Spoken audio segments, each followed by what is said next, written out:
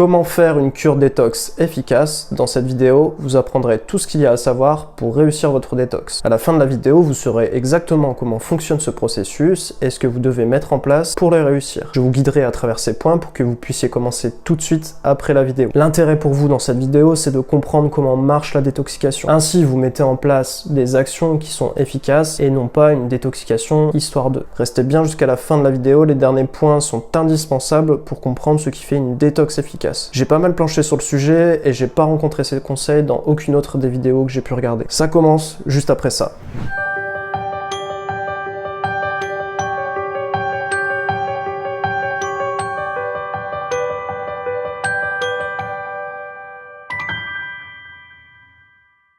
On parle beaucoup des cures détox. Certaines sont même présentées comme étant miraculeuses. Sans aller jusque-là, il est vrai que lorsque ces cures sont bien faites, elles permettent de perdre du poids, d'avoir un sommeil plus réparateur, de retrouver une énergie naturelle, d'avoir un plus beau teint, se sentir plus léger, avoir l'esprit clair. Ce nettoyage de l'organisme contribue plus largement à une meilleure santé. La détoxication est un vrai coup de pouce donné à votre organisme pour l'aider à éliminer les déchets de la vie quotidienne. Pour une détox qui marche, il ne faut pas brûler les étapes et comprendre d'abord ce qu'est la détoxication. C'est ce qu'on fera dans la première partie.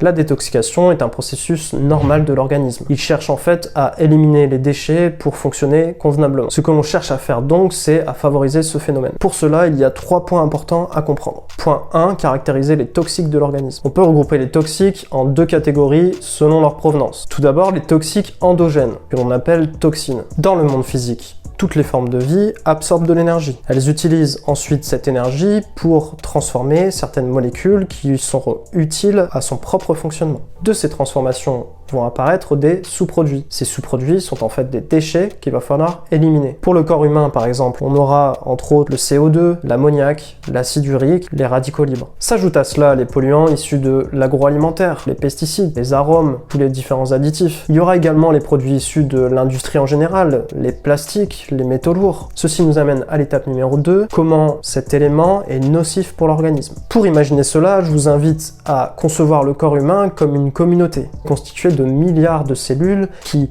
pour survivre, communiquent entre eux et se divisent le travail. Dans la communauté qui constitue le corps, on aura par exemple les cellules intestinales qui permettront de digérer les aliments. D'un autre côté, on aura les cellules nerveuses qui permettront de coordonner les différents fonctionnements de l'organisme. Pour que les actions de toutes ces cellules soient coordonnées, il est nécessaire qu'elles s'envoient des messages. Parmi les nombreux messages qui existent, prenons l'exemple des hormones. Dans le corps humain, les hormones sont comme des ordres qui sont donnés par une glande mère et qui vont partir de la lymphe, puis dans la circulation sanguine pour arriver à leur destinataire. Le truc, c'est que cette hormone peut rencontrer sur son chemin des perturbations. Ces perturbations sont le fait de molécules qui sont dans l'organisme et qui sont toxiques. C'est les molécules que l'on cherche justement à éliminer dans la détoxication. Ces dernières agissent comme des perturbateurs chimiques qui vont soit stopper l'hormone, la changer ou encore la retarder. L'organisme, pour que les communications internes ne soient pas altérées, a tout intérêt à se débarrasser de ces fauteurs de troubles. Ce qui nous amène à l'étape numéro 3, à savoir comment l'organisme se débarrasse de ces molécules. Il existe dans le corps des mécanismes qui permettent d'inhiber la fonction néfaste de ces molécules. Ceci se passe soit au niveau des cellules elles-mêmes ou alors au niveau du foie.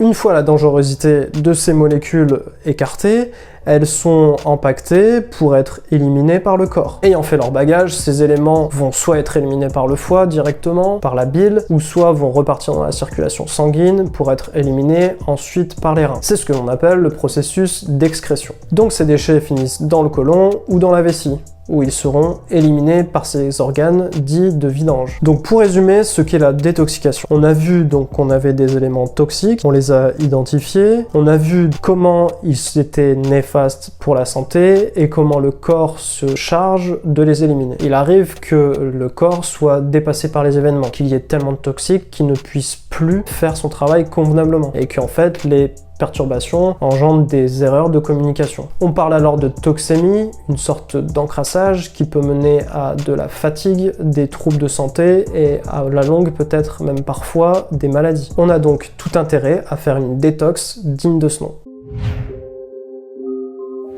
Pour détoxifier l'organisme, il faut donc baisser la quantité de molécules néfastes qui y sont présentes. J'ai recensé 4 points importants à ne pas négliger pour arriver à ce résultat. Tout d'abord, le point numéro 1, détoxifier, c'est avant tout ne pas s'intoxiquer. À quoi sert de vouloir enlever des déchets si d'un autre côté on n'arrête pas d'en amener? L'endroit par lequel le plus de polluants entrent, eh bien, il s'agit de la bouche. C'est pourquoi ce premier point porte sur l'alimentation. Il faut tout d'abord commencer par arrêter les produits transformés et ultra transformés. Ces produits que l'on aurait logiquement du mal à qualifier d'aliments sont chargés en polluants que j'ai déjà cités. Même les produits soi-disant bons pour la santé, qu'on peut par exemple retrouver dans les rayons diététiques des supermarchés, sont bourrés d'additifs. Ces aliments ont certes un tableau nutritionnel qui parfois peut être intéressant, mais l'organisme, pour les digérer, va devoir ponctionner sur les réserves en micronutrition, c'est-à-dire les vitamines, les minéraux, mais aussi les oligoéléments. Toutes ces molécules sont nécessaires à côté de cela pour la détoxication. Si on passe son temps à consommer des produits qui demandent de ponctionner sur ces réserves, elles ne seront plus disponibles pour la détoxication. Je vous incite donc à consommer des aliments que vous transformerez vous-même à la maison.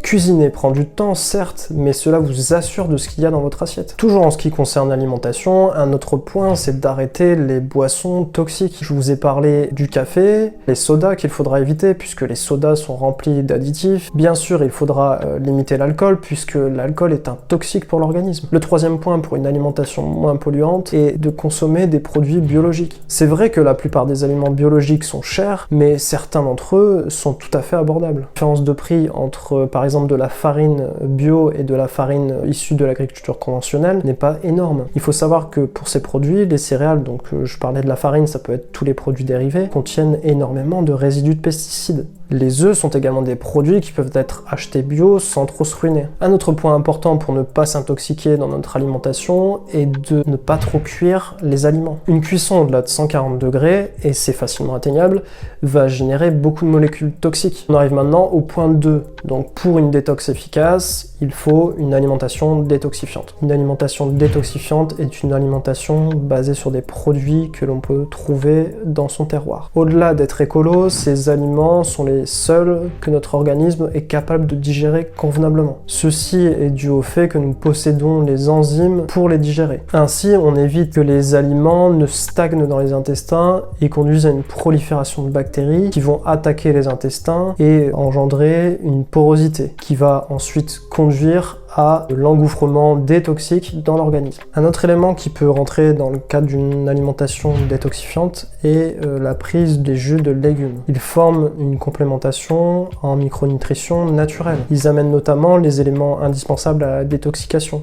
dont je vous ai parlé, donc les vitamines, les minéraux et les oligoéléments, mais aussi des antioxydants. Je vous donne quelques exemples de légumes intéressants dans le cadre de détoxification. Ce peut être donc les carottes, les betteraves, le céleri branche par exemple. L'idée c'est de boire un demi-verre, donc des petits verres bien sûr, 2 fois par jour maximum. Un point primordial dans une alimentation détoxifiante est la qualité de l'eau de boisson. Une alimentation détoxifiante efficace doit également être composée d'une eau de boisson pure, c'est-à-dire une eau de boisson qui est composée de très peu de minéraux. Il faut également que cette eau soit légèrement acide. Vous retrouverez ces informations au dos des étiquettes des bouteilles que vous achèterez. Si vous souhaitez une alternative aux bouteilles en plastique, je vous conseille d'acheter de l'eau osmosée vendue dans des magasins d'alimentation biologique, notamment. C'est une eau qui est vendue en vrac et qui est pure, qui est filtrée. Nous arrivons maintenant au point 3 que j'ai intitulé « Chaque chose en son temps ». Au-delà de l'alimentation, pour qu'une détox soit efficace, il faut alterner les phases de repos et d'activité. Pourquoi cela? Eh bien, il faut comprendre comment se répartit l'énergie du corps, notamment au niveau du système nerveux. À la manière d'un chef d'orchestre qui fait intervenir tel ou tel groupe d'instruments à un moment donné du morceau pour garantir son harmonie, le système nerveux fait intervenir tel ou tel organe pour garantir le bon fonctionnement de l'organisme. Si vous voulez détoxifier réellement votre organisme, vous allez donc devoir économiser votre énergie.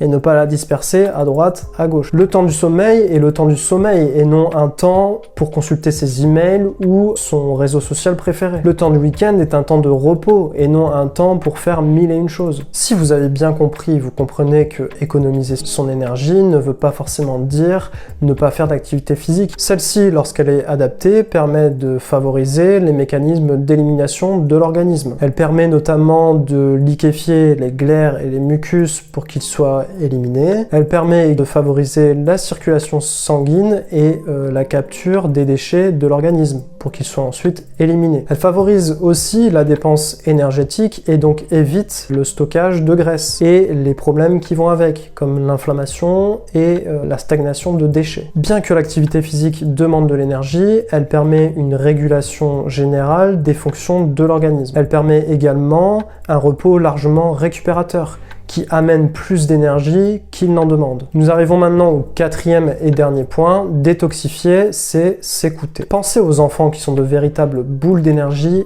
et de vitalité. Est-ce que c'est leur jeunesse qui leur donne tant d'énergie? Ou alors peut-être leur faible niveau de toxémie, leur faible niveau de quantité de déchets dans l'organisme. Pour moi, ça serait plutôt la seconde option. Vous allez me dire, ils sont jeunes, ils n'ont pas encore eu le temps d'être exposés aux différentes pollutions de notre monde. Eh bien, c'est vrai, mais moi j'ajouterais qu'en même temps, ils n'ont pas eu le temps que l'on leur impose tous les impératifs que notre société nous impose. Lorsqu'ils sont fatigués, ils ne se posent pas la question de savoir si le fait de faire une sieste va les faire passer pour des fainéants. Dans un autre registre, lorsqu'un enfant a une émotion, il va la vivre à 100%. Il sautille sur place pour exprimer sa colère. Il peut également pleurer à chaudes larmes pour exprimer sa frustration. Ou alors rire et courir pour exprimer sa joie. Toutes ces libertés d'action vont permettre un repos physique, sensoriel et aussi mental. Il respecte ce que son corps lui réclame. Comment comparer cette vie d'enfant à une vie d'adulte faite de frustration, d'émotions refoulées, de stress,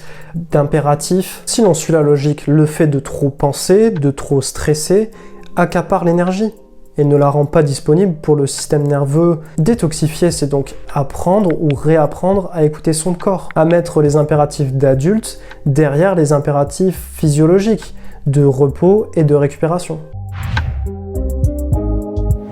La détoxication est facile à mettre en place. On a vu cependant qu'il fallait connaître certains principes pour qu'elle soit efficace. On a appris quels éléments étaient toxiques pour l'organisme et comment ils étaient éliminés par celui-ci. On a vu cependant parfois que l'organisme était submergé par ces déchets et que par conséquent, il était intéressant de l'aider à faire ce travail. On a vu les habitudes de vie qui permettaient de faire cela.